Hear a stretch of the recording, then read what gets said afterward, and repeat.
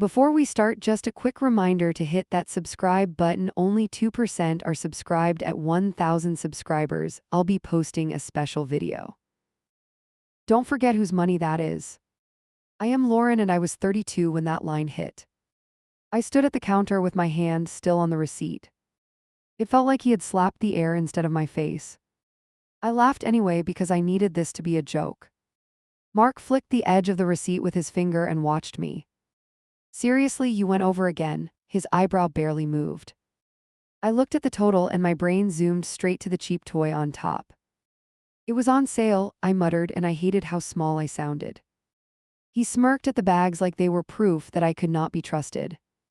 You know this is my paycheck, right? His voice stayed annoyingly calm. He leaned back like a manager giving a warning, not a husband talking to me. If you want extras, you run it by me first. He tapped the counter once.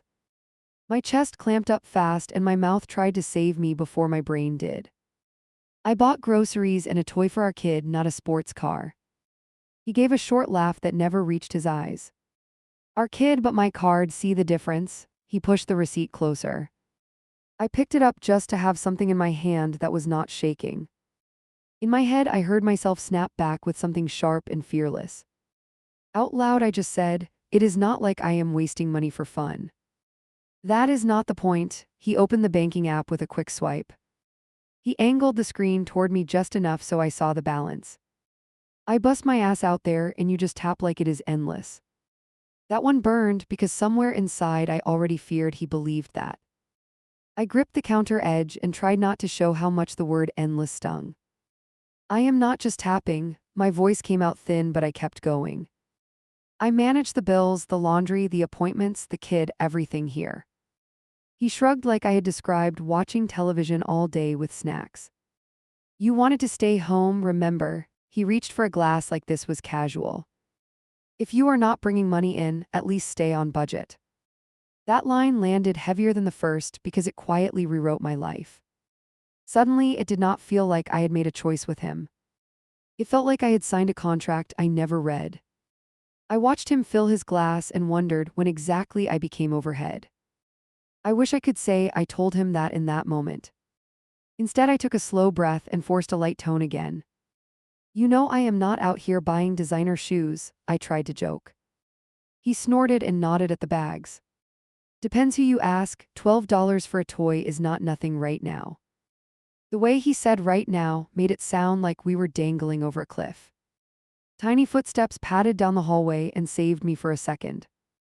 Mom, where did you go? Our kid peeked around the door with wide eyes. I grabbed the toy from the bag and held it up like a shield. Look what I got you, my smile felt glued on and stiff. Behind me, I could feel Mark watching the handoff like a judge at a contest. Our kid gasped and reached out fast, completely unaware of the tension. Their joy hit me so hard I almost cried right there. This one can stay, Mark muttered and turned away toward the living room. I heard the low hum of the television come on a moment later. That little sentence sat between me and the doorway like a warning line. I stayed in the kitchen and started putting things away just to move. My brain kept replaying his phrasing, my paycheck, my card, my money. It was not the first time he had joked about paying for everything. It was the first time it felt like a rule I had somehow broken. Looking back, I should have taken that shift in tone more seriously.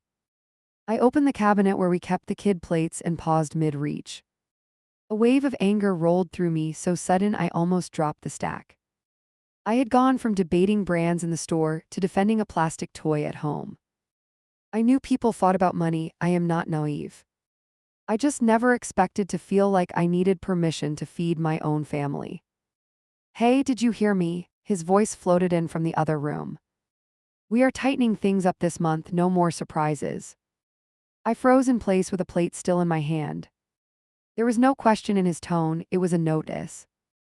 I put the plate down slowly and realized he had already decided the rules. I walked to the doorway and leaned on the frame. He sat on the couch with his feet up like nothing heavy had happened. Do you think I am irresponsible? The words slipped out before I could stop them.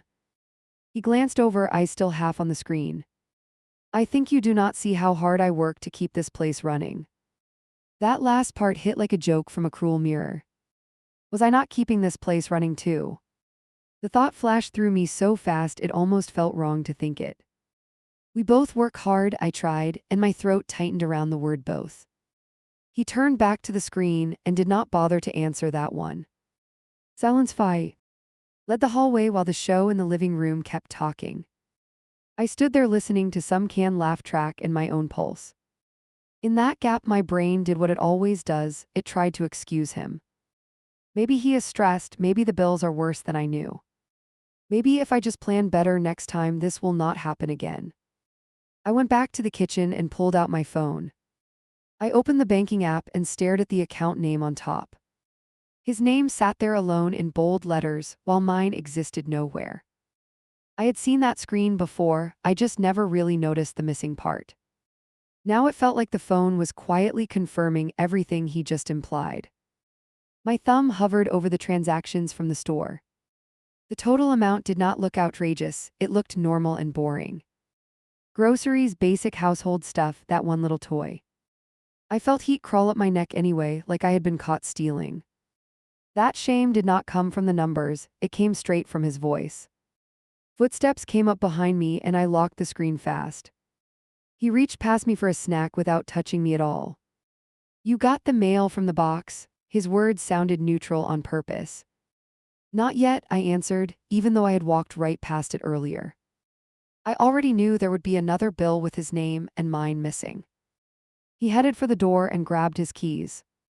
I will check it, you finish up here. The keys jingled in his hand. That simple instruction grated in a way it never had before. It sounded less like teamwork and more like an order in a place we shared. I watched the door close and felt the kitchen shrink around me. I know this all sounds small written out like this.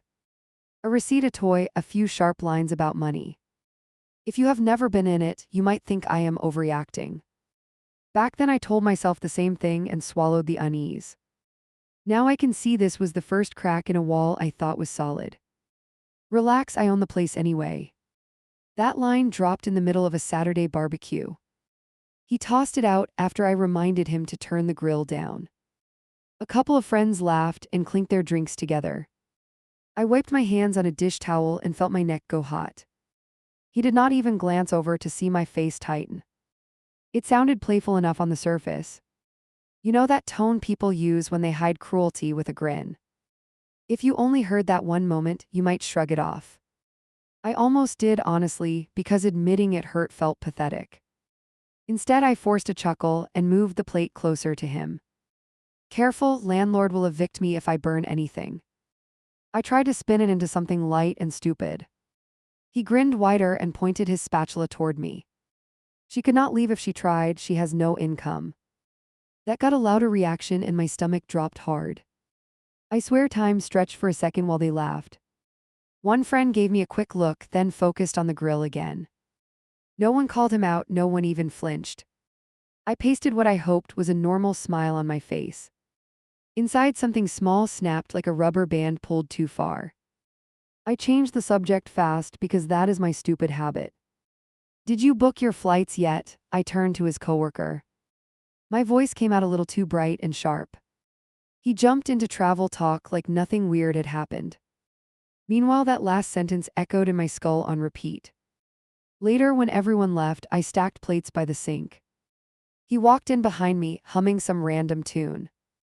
You were on a roll out there, I said without turning. He rummaged in the fridge, the door hiding his expression. What now? You did not like my comedy routine.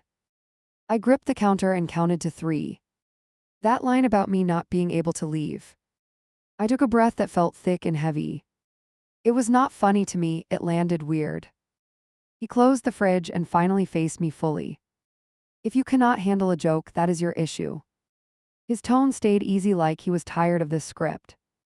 I work all week, I am allowed to blow off steam. The way he framed it made me sound like the fun police. I hated that I instantly questioned my own reaction again.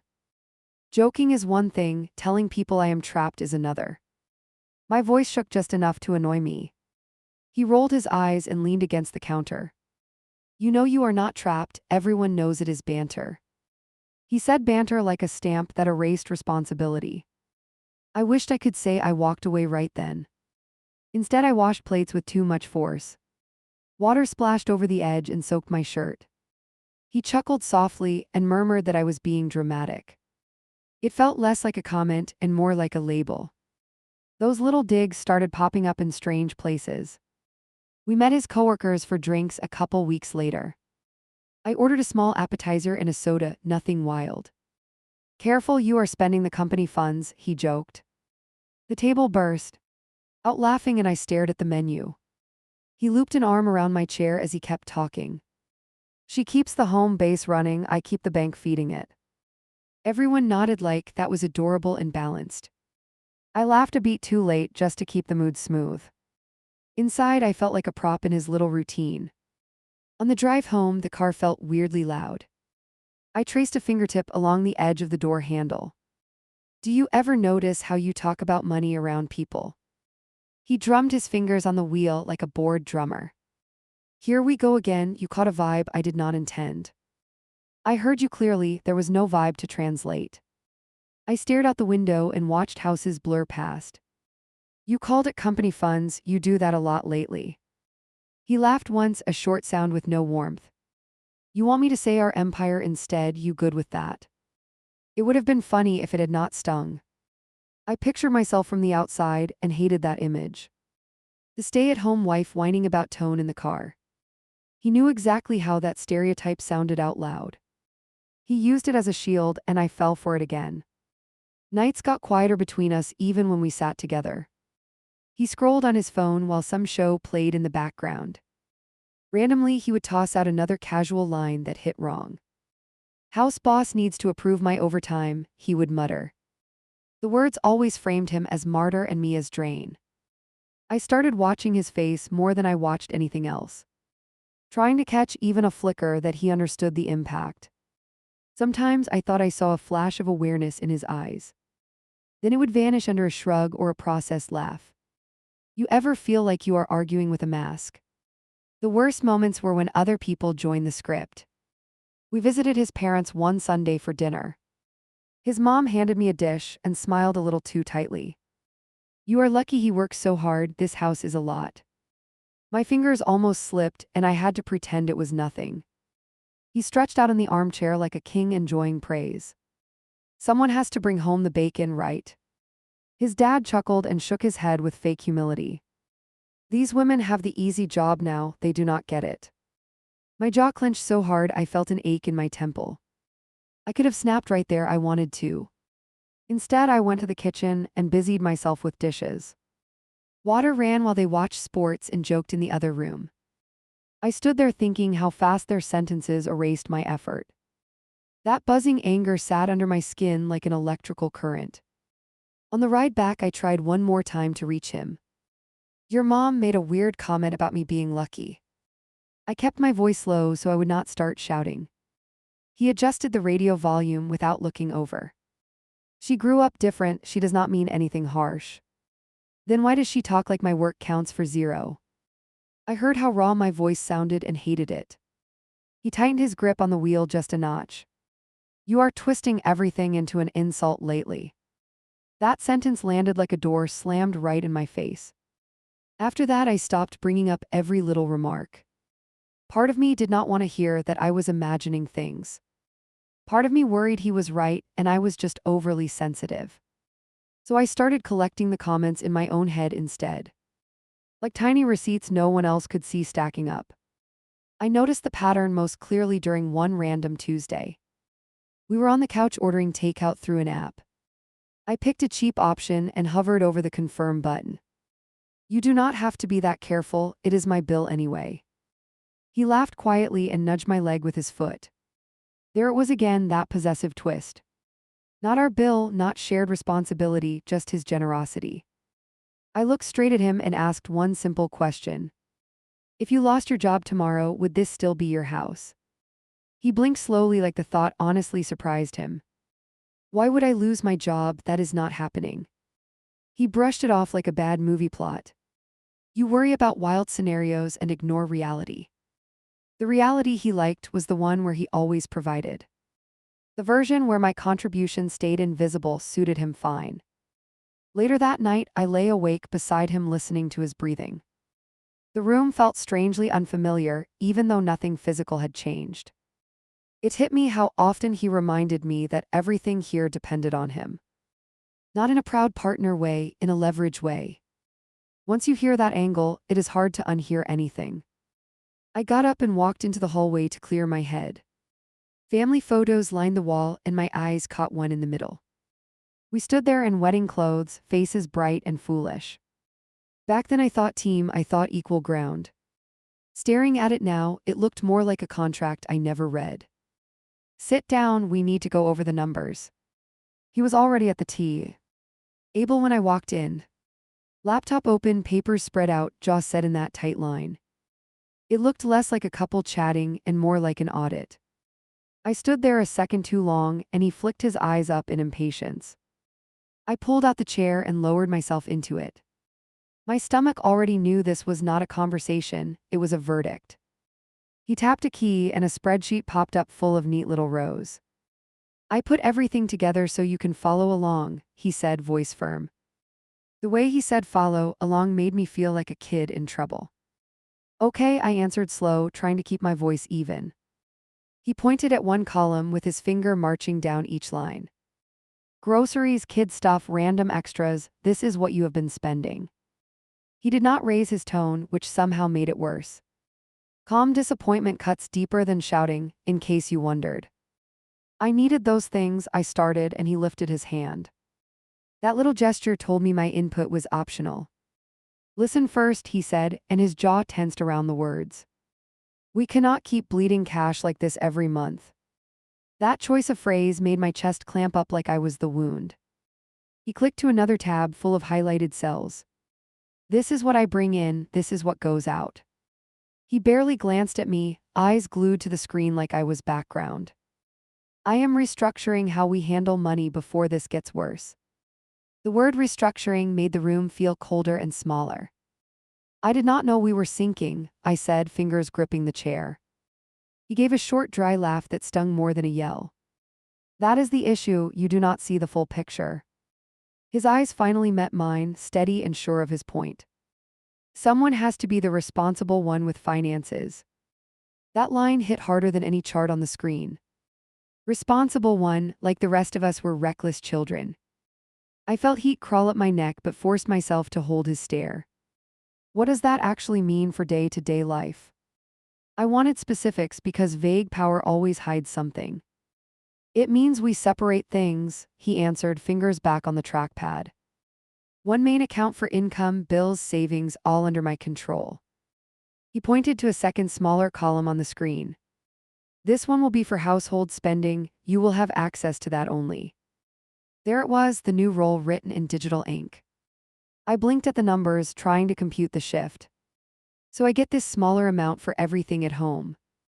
My voice cracked on the word everything, and that annoyed me. He nodded like he was explaining a simple math problem to a student. It covers food, supplies, outings, anything you think you need. I think we need more than this, slipped out before I could stop it.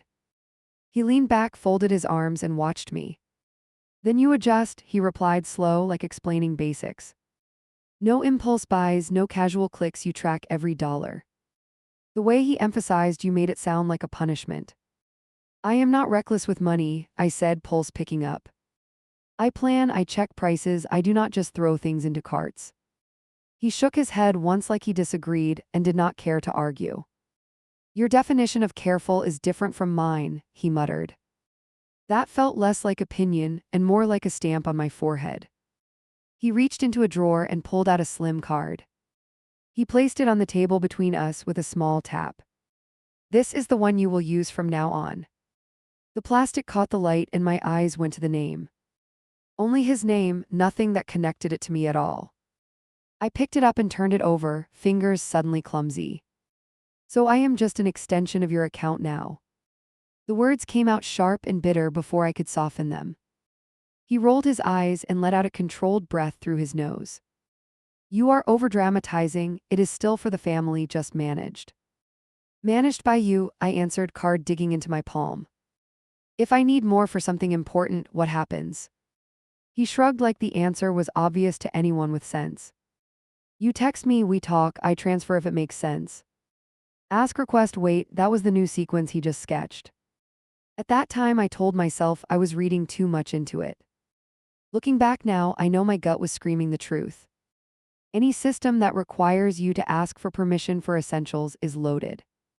But in that chair with his charts open, he made me feel irrational. I could almost hear myself being described as ungrateful again. He spun the laptop toward me so I faced the wall of data. I put together a monthly cap for you, he said, tapping a figure. This is your limit for everything outside fixed payments. Your limit, not our plan, not shared goal, just my boundary. He had shifted from partner to supervisor without blinking. What if something breaks? I asked, trying to keep practical. What if the car needs work or the kid gets sick? He waved a hand like that was a minor footnote. Emergency costs go through me, I will handle those directly. So my job was needs that fit in the little box, nothing beyond. Silence stretched between us for a few moments. I stared at the figure he called my cap and did quick mental math. Groceries, school things, clothes, the occasional coffee, there was no cushion. It is tight, I finally said, because lying would have felt worse. It is realistic, he answered, and his tone ended that thread. Then he did something that still makes my stomach flip. He slid a printed sheet toward me with neat lines and spaces. If you could log your spending each week, that would help. He handed me a pen as if this was a normal, everyday request. I looked at it and felt more like an employee than a partner. You want me to report back to you? I asked, voice low. It is not reporting, he replied, shrugging one shoulder. It is transparency, so I can see where adjustments are needed. That word adjustments again, wrapped around my daily choices. It turned regular shopping into something that needed oversight. My pulse thudded in my ears while I weighed my options. Fight hard now and risk him calling me ungrateful once more. Or go along and tell myself this was temporary until things improved. Fine, I said quietly, picking up the pen with tight fingers. The tip hovered above the page like I was signing away more than I understood. He seemed satisfied and closed the laptop with a soft click. You will thank me when everything is under control, he said. I am taking pressure off you, you do not have to worry.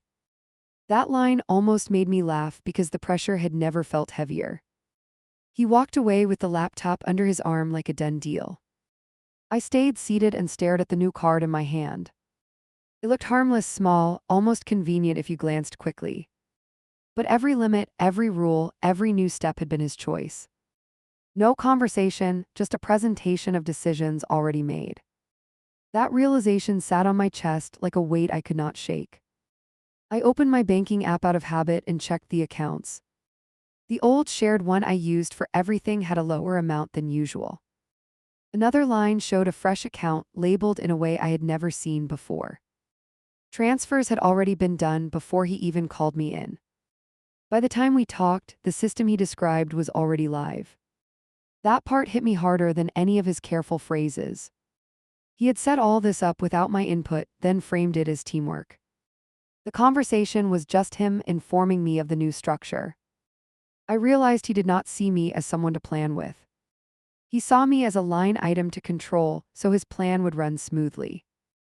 A small voice in my head whispered that this was not normal.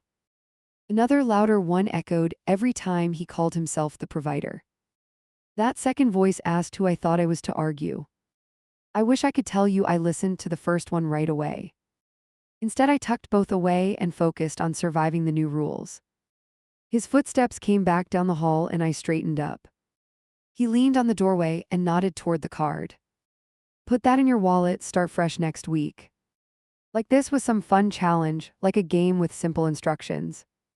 I slid it into my pocket and felt the edges cut lightly into my skin. Anything else I should know? I asked, forcing a steady tone. He rubbed his neck and looked like he was considering something. Yeah, he answered after a beat, voice casual but firm. Big purchases, even for the house, you clear those with me first.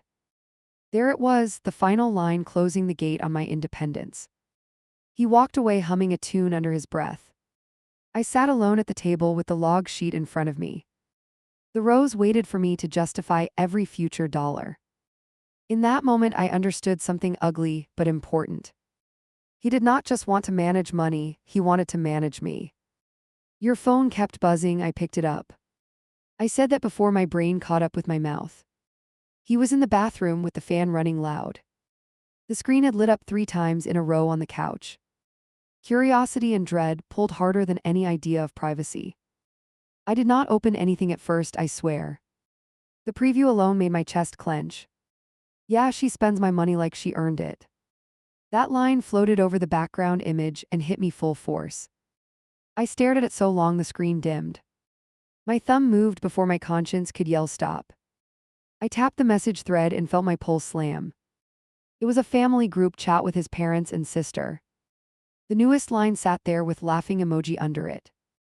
No one pushed back, they piled on with jokes. At least she looks good while doing it, his sister had added. His mom replied with, modern wives have it easy these days.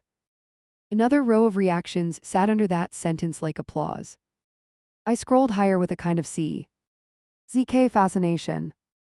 Every swipe showed more of how they talked when I was not there. She quit like a queen and now acts stressed, one older message said. I told her we would be fine, he had typed under it. She just has to trust me and not blow cash. My throat tightened so much I had to breathe through my teeth. I had no idea he described me like that to anyone. I kept searching for one line where he defended me.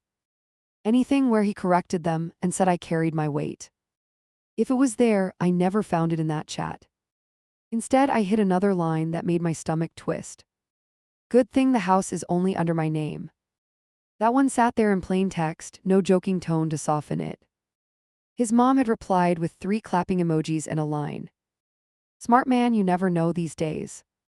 I actually pulled the phone away from my face for a second. It felt like the floor under me dropped a few inches.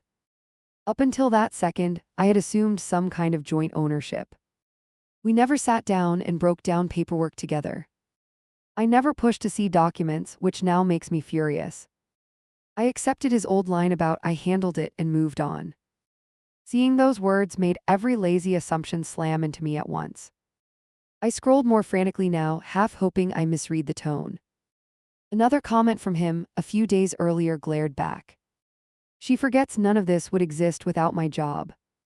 Someone had added a sticker with a man flexing. I felt my hands start to shake around the phone. The worst part was how casual it all looked. No deep plots, no master plan, just daily disrespect in text form. They were used to speaking about me like I was a dependent child. Nothing in those lines hinted at love or respect, just obligation. Realizing that hurt in a very specific way, I cannot fully explain. The bathroom fan cut off and panic rushed in. I closed the chat and cleared the preview with quick taps. The screen returned to the home page while I forced my breath slow. I set the phone back exactly where I found it on the cushion. Then I grabbed a folded blanket so I had an excuse to stand there. Water ran for another moment and the door opened. He stepped out, wiping his hands, and walked toward the couch. You good? He asked, casual, glancing at the television.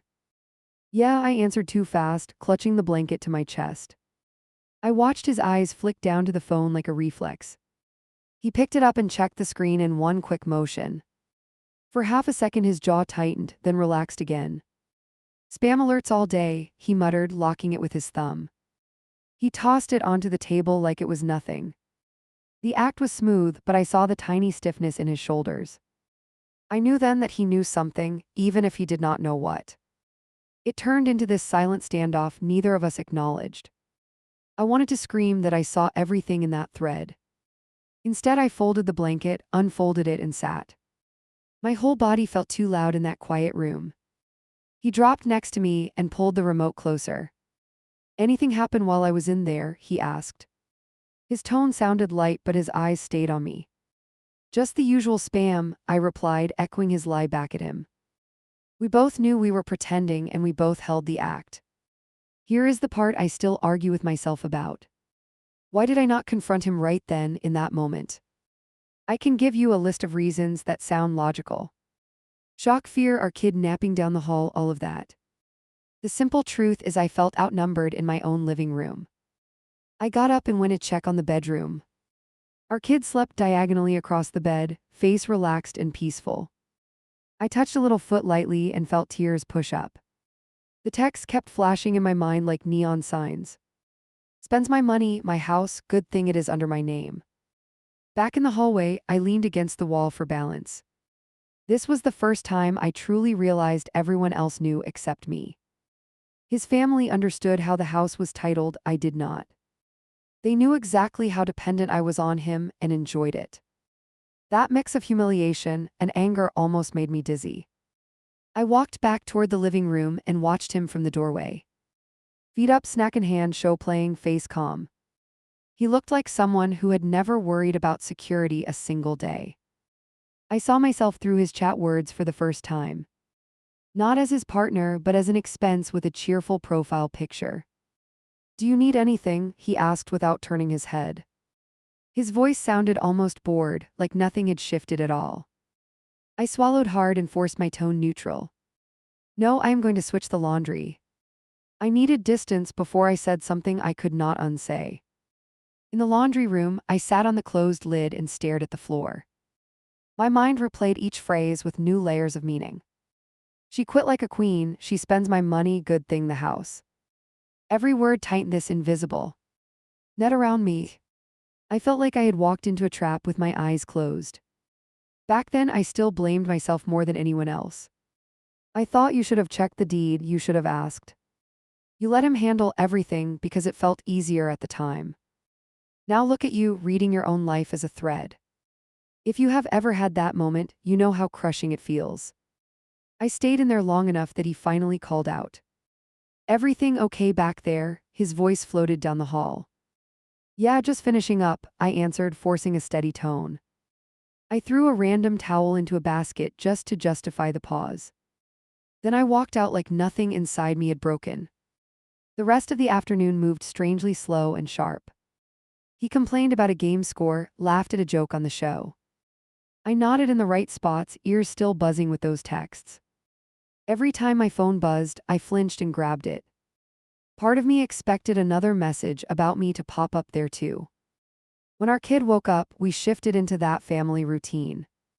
Snack, cartoons, small messes, little bursts of laughter around the room. I watched him toss the kid gently into the air and catch them. He looked like a normal dad, like any guy in a commercial. Knowing what he typed when I was not there twisted that image. At dinner, he reached for the salt and brushed my hand lightly. "You have been quiet today," he commented, eyes narrowing a bit. "Just tired," I answered, focusing on cutting food into small pieces. "From what?" he asked, half teasing, half pointed. That question landed meaner than maybe he intended. I raised my eyes and held his gaze. "Existing," I replied, and I let that word hang. He snorted and shook his head, turning back to his plate. "There you go with the drama again," he muttered under his breath. He had no idea how close I was to flipping the table. After dinner, he settled on the couch with his phone again. This time, he kept the screen tilted a little away from me. It was subtle, just a tiny angle change, but I noticed. He must have realized I saw at least some of the chat earlier. Instead of asking, he tightened his grip on his privacy. I put our kid to bed and stayed there longer than usual. Watching small breaths, listening to tiny sleepy noises. It grounded me just enough to keep from shaking. Above all the chaos in my head, one thought stood out. If his name was alone on the house, I needed to know for sure. When the room finally went dark, I grabbed my phone. I typed his name and property records into a search bar. My hands trembled so much I kept hitting wrong letters. Eventually, I found a county website with a clunky search box. I entered the address and waited for the result page to load. There it was in black text, clear and cruel. His name as owner, no mention of me anywhere on that line. I stared at the screen until my eyes watered and blurred. Seeing it officially printed hit harder than any joke from his family. That was the moment fantasy of shared ownership died. I backed out of the browser and opened another tab. This time I searched phrases I never thought I would type. Spouse controls all money, stay-at-home mom, things like that. A list of articles and forums appeared with similar stories. Reading them felt like watching my life told by strangers. Words like financial control and economic abuse popped up. I am not going to lie, that label terrified me. My first instinct was to argue with the screen in my head. He pays the bills, he is not locking me in the house. My brain bent over backward to protect him from that word. But each example I read sounded uncomfortably familiar. Allowance, monitored purchases, accounts in one name only. Using income as leverage in arguments, mocking the non-working spouse. I sat on the edge of the bed, phone heavy in my hand. Part of me whispered, "This is you, stop pretending it is not." I heard footsteps in the hallway and locked the screen quickly. He appeared in the doorway and leaned against the frame, arms crossed. "You coming to bed or you moving in here?" He raised one eyebrow. "In a minute," I answered, keeping my tone light and distant. He watched me a second longer than usual, then turned away. When I slid into our bed later, his phone was on his side. Face down this time, charger plugged in, cord stretched. That small change told me more than any conversation could. He did not ask if I had seen anything, he just protected the device. Trust in that room had quietly taken a hit, and we both knew it. He rolled onto his side and reached for me lazily. His arm draped across my waist like nothing was wrong. My skin prickled under his touch in a way that shocked me. I lay frozen for a second, breathing shallow through my nose. Then I shifted just enough that his arm slid off. "Tense much?" he muttered, half asleep already. "Long day," I replied, eyes locked on the ceiling. He drifted off within minutes, steady breaths filling the darkness. I stayed awake, counting them like they were ticks on a clock. Every exhale reminded me how easy his life felt compared to mine. I picked up my own phone again and opened the Notes app. I started a list that looked harmless if anyone ever saw it. Things to check sat at the top like a bland title. Under it I wrote, accounts, paperwork, legal rights, job options. That list was the first small rebellion I allowed myself. Now writing this, I can see how huge that night was. Back then I only felt this thick mix of fear and clarity. Staying blind was no longer an option after those screenshots in my head. Nothing had changed on paper yet, but everything shifted inside me. I went to sleep with one solid new truth lodged in my chest. He could keep pretending this was all normal life. He could joke in chats and brag about his name on paperwork. He could tilt screens and act like I was imagining patterns. What he did not know was that I had quietly crossed a line. From that night on, I stopped asking if there was a problem. I started asking how I was going to get out of it. "I need a family lawyer like yesterday." That is what I typed into the search bar during nap time. Cursor blinked while my heart hammered way too fast for just a search. I kept glancing toward the bedroom like the walls had ears. Every click felt like I was sneaking out through a digital window. I scrolled past ads until I found one with actual reviews.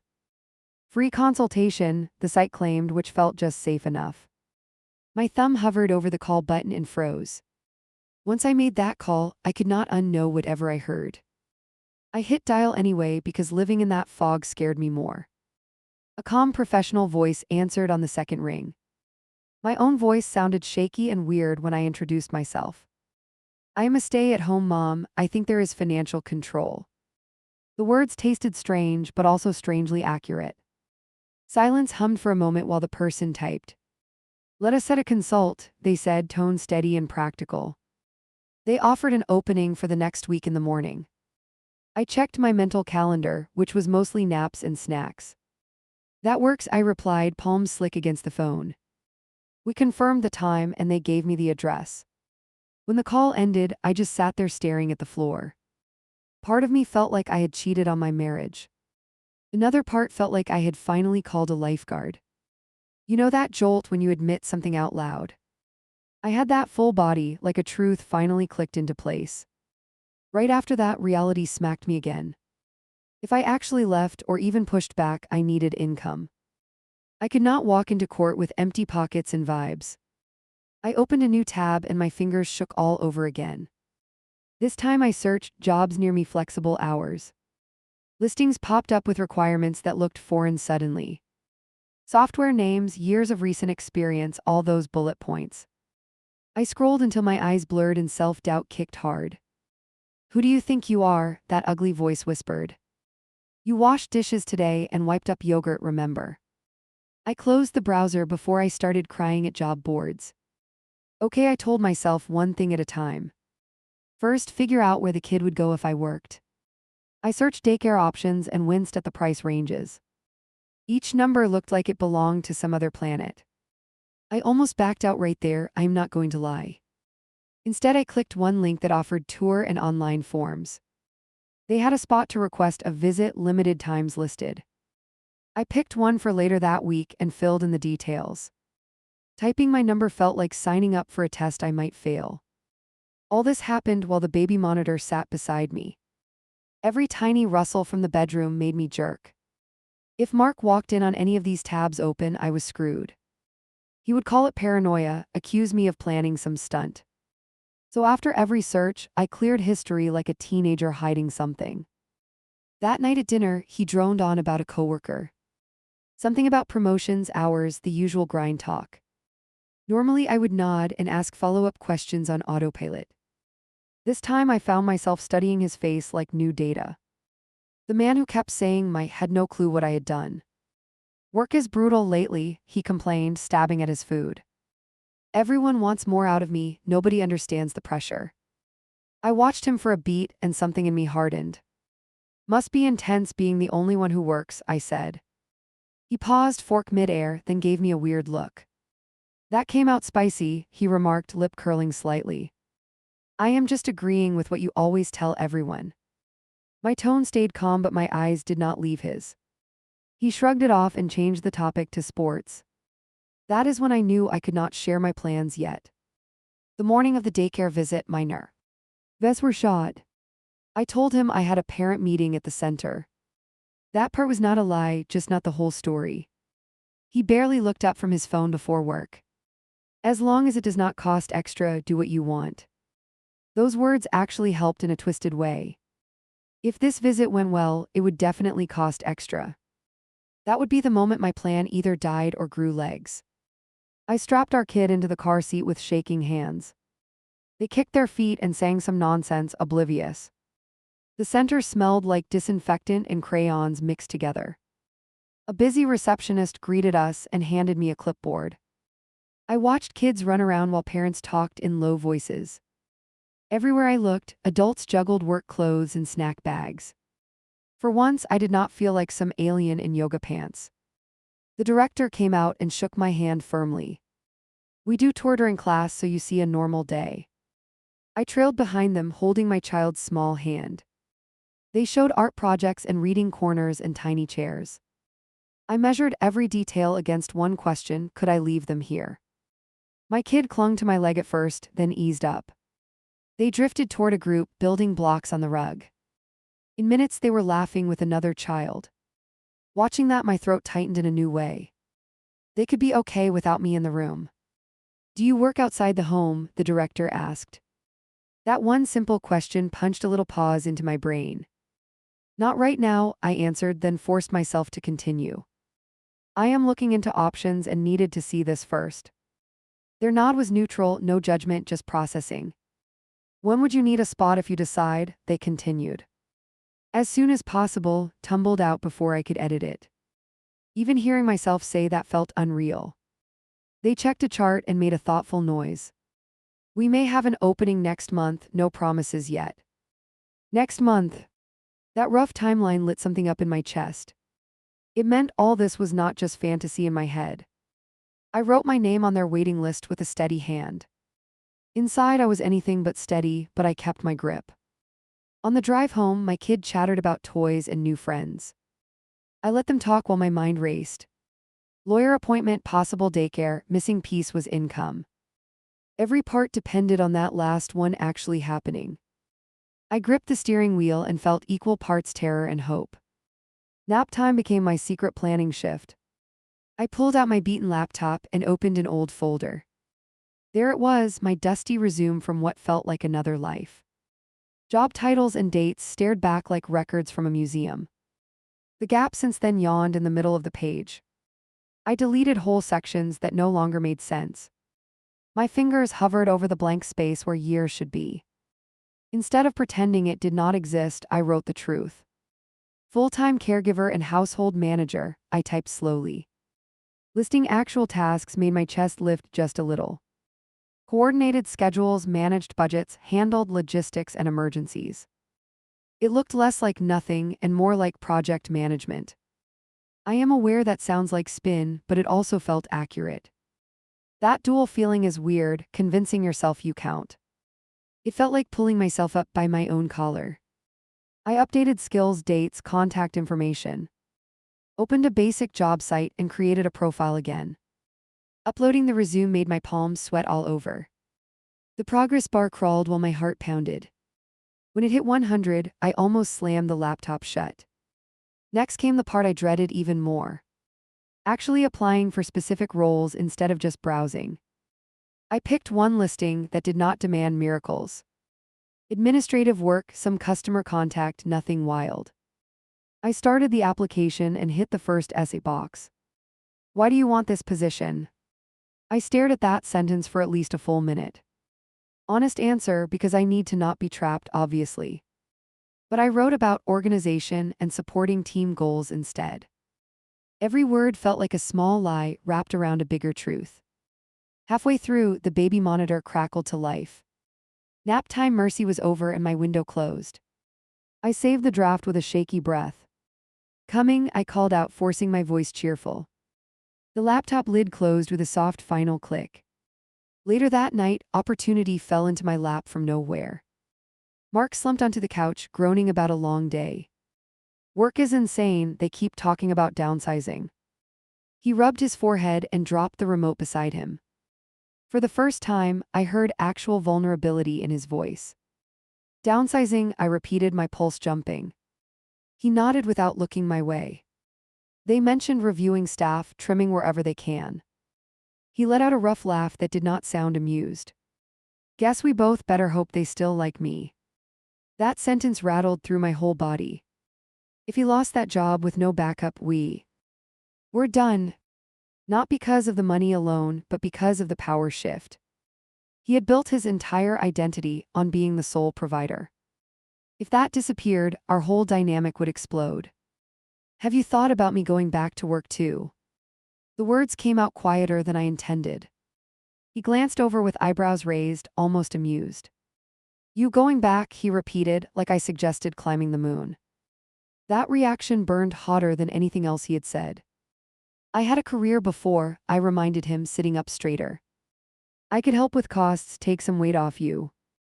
He stared like he was trying to solve a puzzle.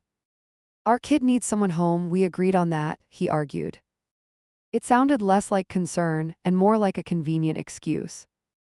What if we use daycare a few days? I asked carefully. Split the week, balance things out a bit. He scoffed and shook his head. Do you know how expensive that is? He fired back. I did know, I had the numbers scribbled in my phone. I checked some options earlier, I admitted, watching his face. He sat up straighter, eyes sharpening. So you are making plans now without telling me. The way he stressed that last part chilled me. It sounded like I had broken some unwritten law. I made inquiries, I replied, fingers curling into my palms. Nothing is set, I just gathered information in case we need it. He rubbed his jaw with a slow, irritated motion. We do not need you panicking and throwing money at daycare. He glanced toward the hallway like our child might appear. This is not panic, I pushed, heart racing fast. This is me trying to create options in case your job changes. He let out a sharp breath and gave a humorless smile. Please, if anyone is safe there, it is me, he insisted. That confidence felt misplaced after his downsizing comment. I looked straight at him and asked the thing that haunted me. If something did happen, what exactly would I have? He frowned like he did not understand the question. You would have me, he answered, annoyed, as if that solved everything. Those words in that tone landed like a trap slamming shut. My next question slipped out before I could tame it. If I went back to work, would things change between us financially? He laughed, really laughed, like I told a wild joke. Who would hire you now? He asked, eyes raking over me. That single line knocked the air right out of my lungs. I froze with my mouth half open, nothing coming out. You know those moments when your brain just short circuits? I could actually feel the insult ringing in my ears. Not just the words, but the total conviction behind them. He truly did not see me as someone anyone would want to hire.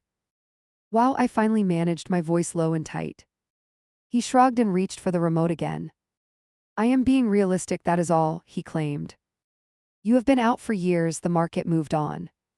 He flicked through channels like the conversation was over. Inside, something solid cracked and rearranged itself. Up until then, a small part of me still wanted his approval. I wanted him to say, yes, that could help us both. Instead, he made it clear he liked me dependent and stuck. Once you see that clearly, you cannot unsee it. I got up before I said something nuclear in front of our kid. I am going to put the dishes away, I muttered, heading for the kitchen. As soon as I turned the corner, my vision blurred. I leaned on the counter and let a few tears slip out. They were not soft, sad tears, they were furious ones. That "who would hire you now" line played on loop. I heard it in his voice, smug and sure. I heard it again in my own head, crueler. Both versions poked at every insecurity I had. It honestly felt like someone had reached inside and flipped a switch. By the time I finished cleaning up, my hands had stopped shaking. Anger settled into this cold, sharp focus inside my chest. If he thought no one would hire me, I would test that theory. Not with his blessing, not on his timeline. With or without his knowledge, I needed my own path. When everyone went to bed, I waited in the dark. Listened for his breathing to even out, watched his shoulders rise and fall. Once I was sure he was fully out, I slipped from under the blanket. I padded to the other room with my phone in my fist. Door nearly closed, just enough to muffle noise but not look suspicious. I opened the half-finished application from earlier. The cursor blinked at the last line I had written. My heart sped up as if I were doing something criminal. I finished the answer about why I wanted the job. This time I added one more sentence about needing meaningful work. I attached the updated resume and checked every field twice. Name, number, email, availability, nothing missing this time. The button at the bottom said submit in plain harmless text. My thumb hovered above it and I actually whispered to myself, if he is right, yo. You will find out soon enough. Then I pressed it. The page refreshed and showed a confirmation message. There was no dramatic music, no lightning, just a quiet update. Still, my whole body buzzed like I had jumped off something tall. I sat there with the phone in my lap, breathing in short bursts. For the first time in a long time, I had done one thing that was entirely mine. We would like to offer you the position. That was the first sentence on the call. I gripped the edge of the table so hard my knuckles hurt. Part-time to start, 30 hours a week, standard rate. The recruiter waited while my brain scrambled to catch up. For a second, I could not even remember my own name. Yes, I blurted way too fast, then cleared my throat. I mean, yes, I would like to accept. My voice shook and I hoped it sounded like excitement. Inside, it felt more like standing on a cliff edge. The image of Mark laughing about my employability flashed hard. They walked me through the start date and orientation details. I scribbled everything down on the back of an old envelope. Can you begin next month? They asked, tone neutral but hopeful. Yes, that works, I answered, trying to sound steady and confident. We hung up and I just stared at my notes. I looked around the quiet room like someone might jump out. No one did, obviously, it was just me and the clock. I let out a laugh that came out half sob, half relief. Then I clapped a hand over my mouth out of pure habit. Even my reactions felt like they needed his permission. My email pinged with a confirmation and onboarding forms. Seeing my name next to new hire made my chest flutter. My first instinct was to screenshot it and send it to him. Look, you were wrong, someone wants me, see. That urge died fast when I remembered his last comment. I opened the daycare website right after that. If this fell through, I needed that backup lined up. Before I could even type a new message, my phone rang. Unknown number, same area code as the center, heart instantly racing. I answered on the second ring with a shaky hello. Hi, we had a spot open sooner than expected. The director's voice sounded bright and efficient in my ear. If you are still interested, we can start your child next month. I gripped the phone tighter and shut my eyes for a second.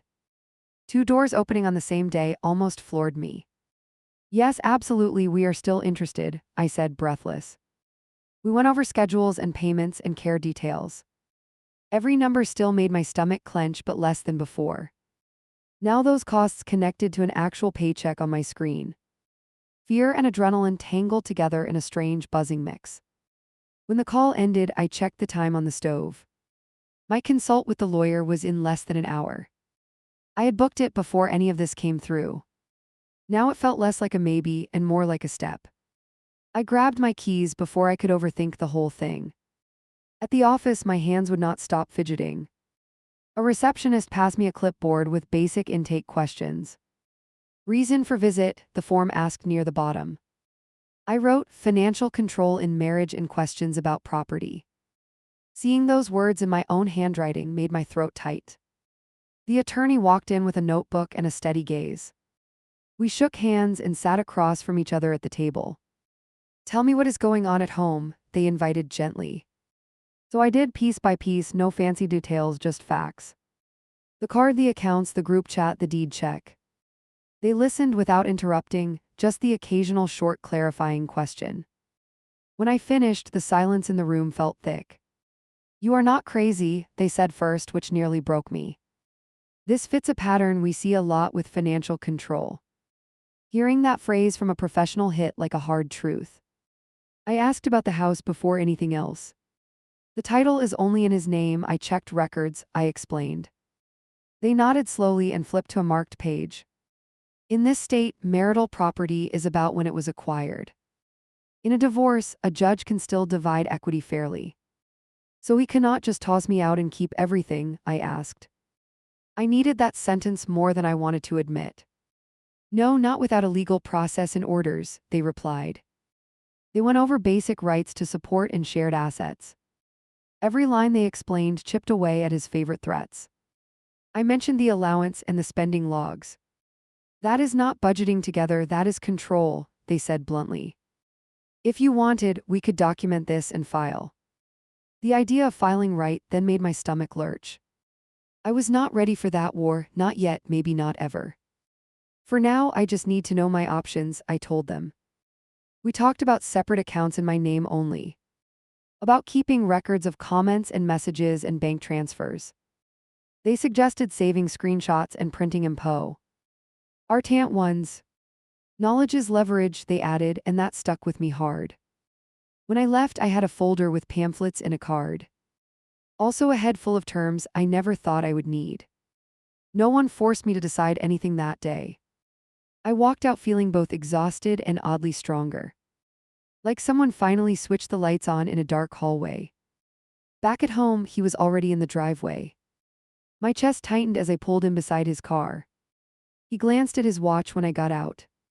Nice of you to join us, he remarked, trying to sound amused. Where were you this time? Another mom hangout. Errand, I answered, keeping my tone flat and unreadable. I brushed past him to unbuckle our kid from the seat. They launched into a story about snack time and cartoons. He listened for a second, then looked back at me. You vanish a lot lately, you know that. That comment told me the clock had started ticking. I was on borrowed time with my secret life. Any day now, one of these moving pieces would collide with him. Part of me wanted to get ahead of it and confess. The rest of me waited for the next my speech. It did not take long. A week later, I used the household card for new sneakers. Our kid had outgrown the old pair so fast it felt unreal. At checkout, I winced but swiped because they genuinely needed them. That single purchase lit the fuse I had been waiting on. That night, he tossed the receipt onto the table in front of me. You blew through the weekly limit by Wednesday, he pointed out. His mouth tightened, eyes cold, numbers already lined up in his head. Did the shoes come with a golden ticket I do not know about? He leaned back and crossed his arms like a supervisor again. They do not fit in the old ones anymore, I replied, controlled.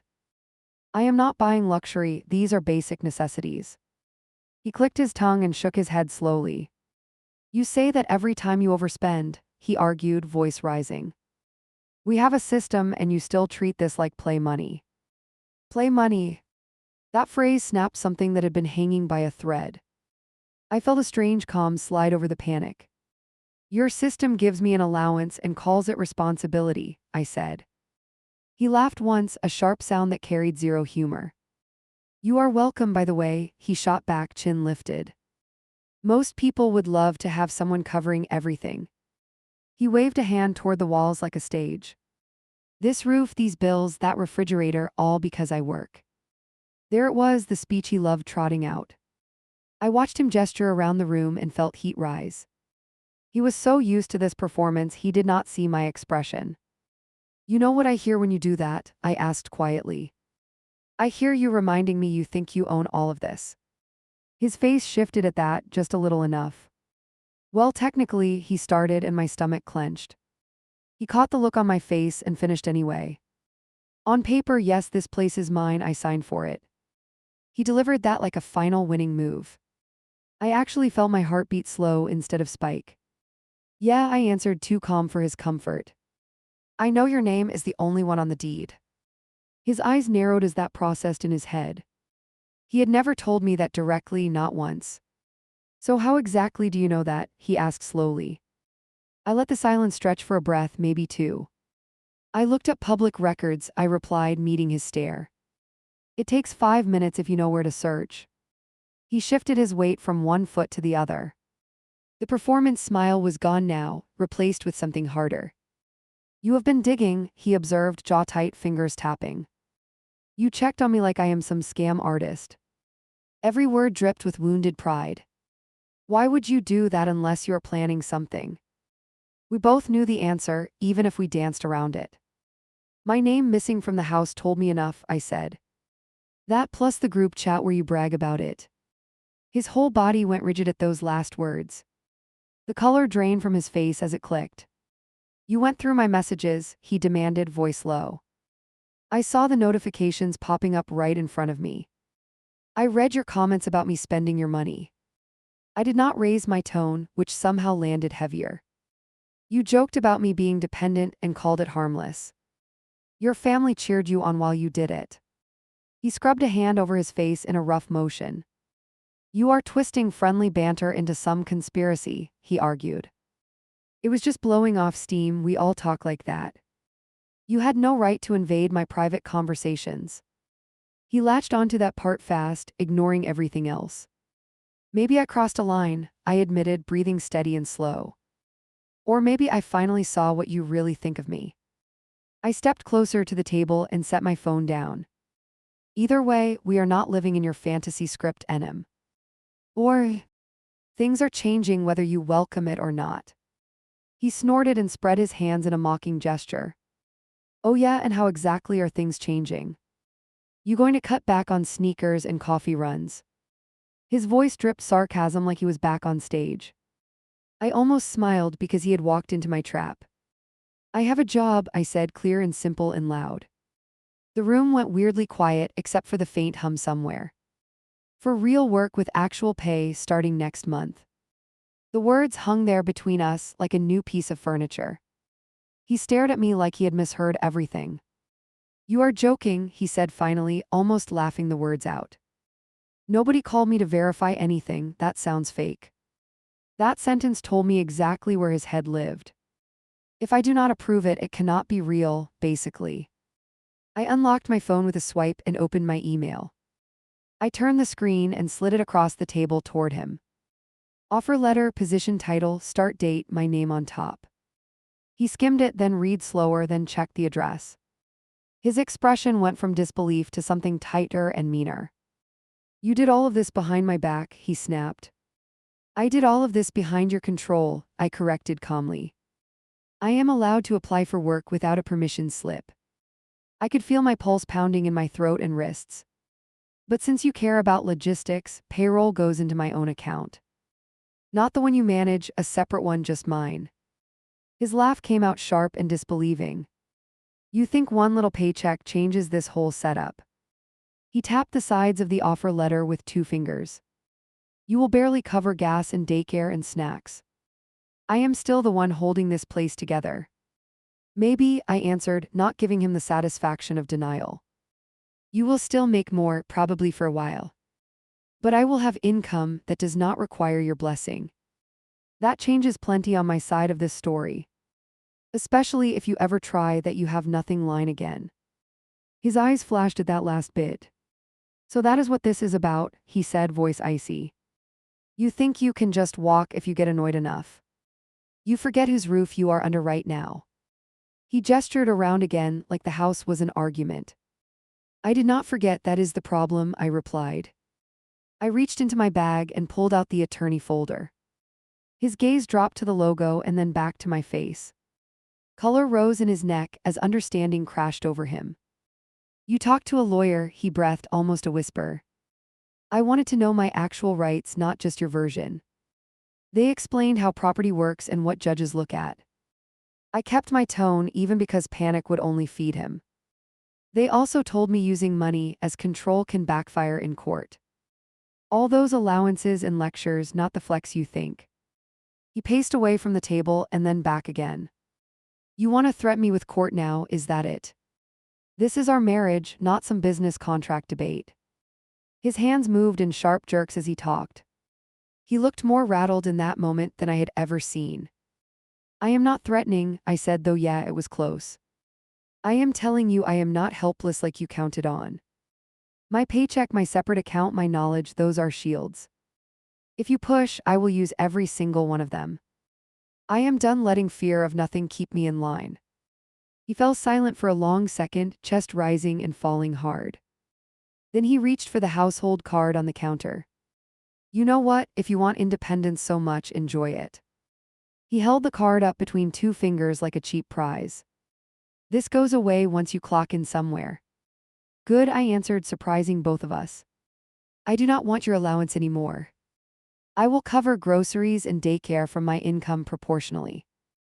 We split real bills based on what each of us earns. You keep acting like a king, you can cover the throne costs. His mouth opened then snapped shut again at that. You are ungrateful, he finally spat, voice shaking now. Do you know how many people would kill for this arrangement? They would appreciate a partner who pays for everything. You just want to run back to some office and play hero. You wanted a housewife who never questioned where she stood, I answered. You got a woman who finally remembered she had skills before this. I felt my hands tremble, but I did not back down. If that makes me ungrateful in your eyes, fine. I would rather be ungrateful than owned. We stood there in that tense silence, neither moving. I could hear a cartoon playing faintly down the hallway. Both of us remembered at the same time that small ears existed. He dropped his volume but not his anger. This is not over, he muttered, turning away to the other room. He left the card on the table, face up, useless now. I watched him walk out and felt my knees wobble. I gripped the back of a chair until the shaking passed. Then I pulled my phone closer and opened the banking app. I started the process to open my own account right there. Fast forward a few weeks and my world looked different. Not easier, not magically fixed, just different and noisier. Mornings became a fast blur of breakfast and packing bags. Our child clung to my leg at daycare drop-off at first. Then they started racing inside to show me new toys.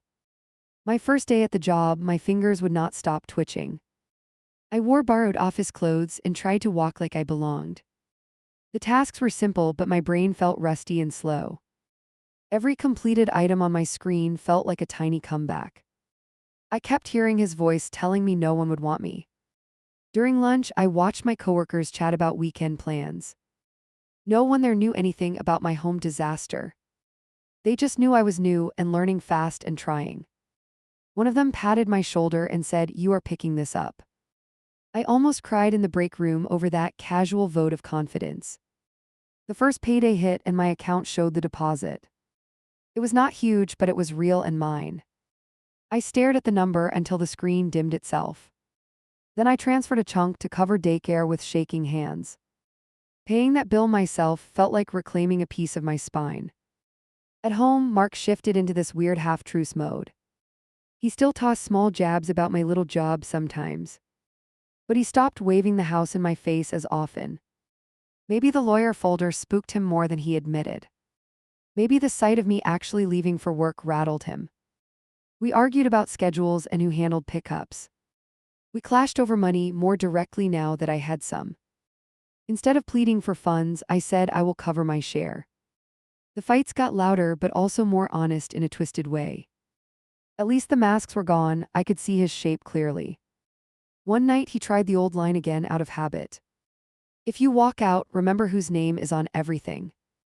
I did not even pause while washing a pan. Courts remember dates, not your ego, I answered without turning. He went quiet after that, probably imagining a judge reading his texts. So here I am now, typing this on my break at work. The vending machine hums nearby, and someone laughs down the hall. My badge hangs around my neck with my photo and title. I still go home to the same address every night. I just do not go home as someone who believes she owns nothing. Is the marriage fixed now? No, not even close. We are in this uncomfortable in-between where nothing is decided. I have a lawyer's card in my wallet and daycare bills in my email. I also have pay stubs with my name and my effort attached. That mix is messy and real, and not some clean movie ending. I do not know if we will last long term. Maybe we will fight our way to something healthier and respectful.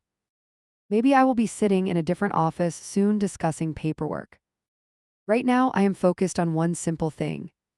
Never again letting someone talk like they own my entire life. Yesterday, I bought our kid a snack after pickup. Nothing huge, just a small treat from a place they loved. At the register, I pulled out a card from my own account. My name stared back at me from the plastic surface.